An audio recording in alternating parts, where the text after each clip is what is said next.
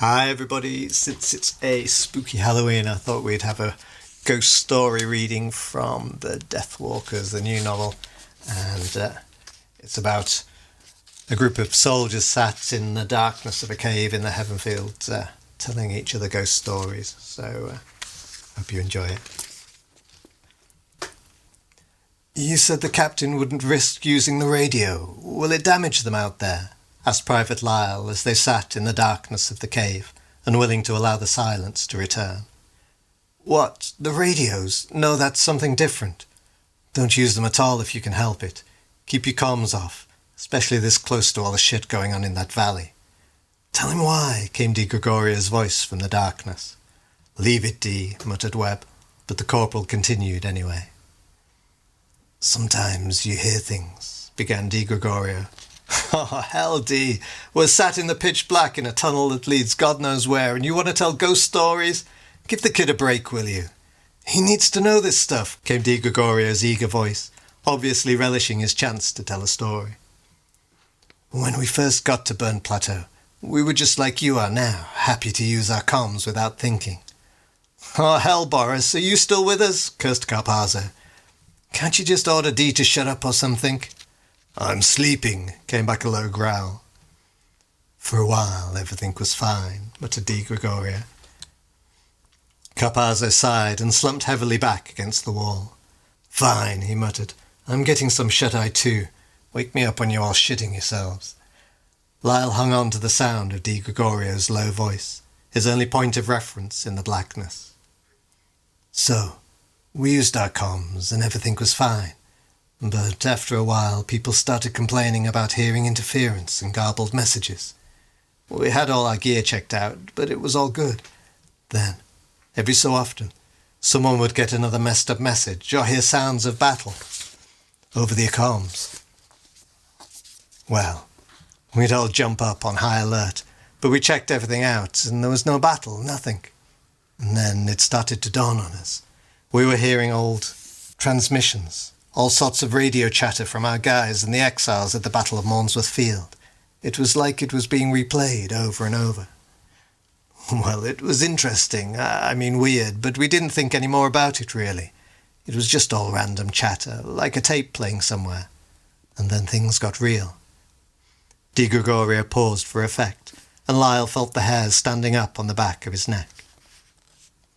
One day, one of the guys out of 3rd Platoon had a distress call over his comms while his squad was out on recon, over by Flat Rock. No one else in his team could tune into it, only this one guy, loud and clear. Thing is, it was coming from his buddy that had been lost months before back in the battle. At first they all thought it was the usual stuff, just old transmissions playing out, but you know what? The guy tries talking to him, and his buddy answers back. He was crying out for help, under attack from a Titan. Everyone's going crazy. They could all hear it now over the comms, gunfire and the monster screaming over the open channel. And they managed to get the guy's coordinates out of him, and they hightailed it over to where he was in trouble. And you know what they found? They found the guy's corpse, wedged in a crack in the rocks. He was long dead, just bones and an NV suit. Well, the guy's buddy was pretty shook up. But they collected up the remains and took him back to headquarters. They stuck the body in a morgue, ready to go back to Fort Calder on the next transport.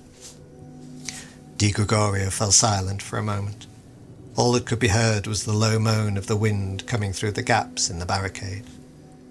But it didn't end there, he continued slowly. You see, the guy from 3rd Platoon, he kept complaining about hearing his buddy in his comms. He kept calling for help at first, but then started getting madder and madder that he wasn't doing nothing. Started accusing him of all kinds of shit, threatening to kill him if he didn't come and help him out. After a day or two, our guy couldn't stand it anymore. Wouldn't go near his comms. But by that time it was too late. Poor bastard could hear them anyway, as though he was right beside him. They put him in sick bay and shot him up with stuff to calm him down, but that night he went missing. Security found him in the morgue, bent over his dead buddy, talking to him, gone completely mad. They had to lock him up for his own good after that. He was due to go back on the transport with his buddy's remains, back to Fort Calder. But the day before, the guards heard one almighty fight going on in the guy's cell, and by the time they got in, the poor guy was dead. Door locked, no way out, throat slit from ear to ear. And then, when they went to put him in the morgue, guess what? His buddy's remains were gone, mortuary door broken from the inside out. A goddamn corpse just got up and walked. And if you think that's not reason enough to leave your comms alone, you know what?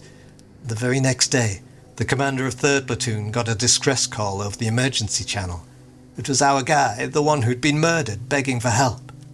Well, they shut the damn comms off there and then, and avoided using them ever since, not unless we absolutely have to. Never know when something's going to be listening in. Di Gregorio fell silent, and Lyle's mind raced with endless images in the darkness. "But I never heard anything," he croaked at last. "And I used my comms all the time. Maybe they just used the wrong frequencies or something." "You don't get it, do you?" muttered Di Gregorio somberly. "It wasn't the radio frequencies. It was us. The more we listened, the more we heard. Those voices, they're here now, all around us. They're just trying to find a way in, a way to reach us. Don't let them in." Lyle felt a shiver run through his body at Di Gregorio's words. Don't let them in.